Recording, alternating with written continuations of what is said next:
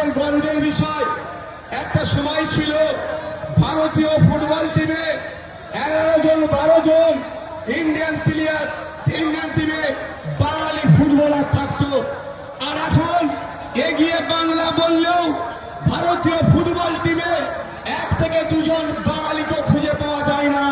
সেই সময় ভারতের সব থেকে বড় ফুটবল টুর্নামেন্ট, বাংলামি টুর্নামেন্ট, ISL কে দাপিয়ে বাড়ালো প্রতীক মন্ডলকে আপনাদের হাতে তুলে দিয়েছি।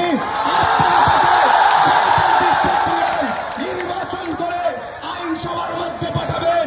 আইনসভার মধ্যে গিয়ে দলিতের কথা বলবে, আদিবাসীর কথা বলবে, হিন্দুর কথা বলবে, মুসলমানের কথা বলবে, কৃষকের কথা বলবে, ছাত্রের কথা বলবে, যুবকের কথা বলবে, পুরুষের কথা বলবে, মহিলার কথা বলবে, আমাদের কথা বলবে, বাংলার কথা বলবে।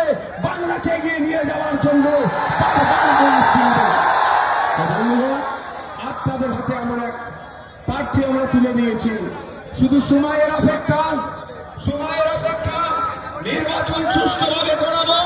এটা 2021 নয়, এটা 2024-26। আমরাও দাঁতে দাঁত চেপে লড়াই করবো, মানুষের জন্য কথা বলবো, সমাজের জন্য কথা বলবো, ভোট চুরি আটকাবো। এটা বিশ্বাস আমাদের। আমরা যদি ভোট চুরিটা আটকাতে পারি, অন্য কোন সিম্বল মিনাখা থেকে যেতে বিধানসভায় যাবে না।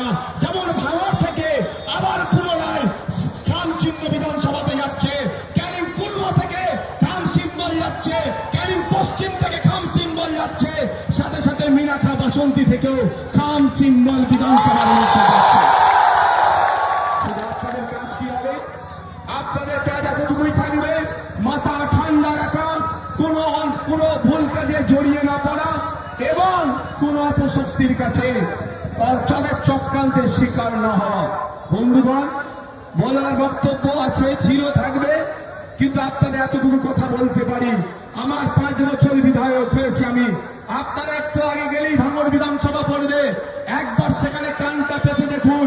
বিগত 5 বছরে কেউ বলতে পারবে না আমি 1 টাকা দুর্নীতি করেছি, কেউ বলতে পারবে না 1 টাকা তোলাবাজি করেছি, কেউ বলতে পারবে না সার্টিফিকেটের নামে বা বিভিন্ন ঘুরিয়ে ফিরিয়ে 1 টাকা আমি অবৈধভাবে নেওয়ার চেষ্টা করেছি।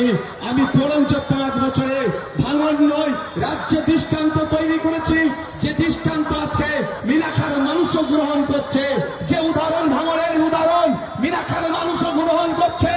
আর কোনো কথা হবে না। প্রতীক মন্ডল এবার মিনাখা থেকে খাম চিহ্ন জিতে গতবারে আমরা আমাদের সহযোগী শক্তি, আমাদের লেফট ফ্রন্টের পক্ষ থেকে CPIM দাঁড়িয়েছিল, এই তো দাদা দাঁড়িয়েছিল, কমরেড দাদা। আমরা তার জন্য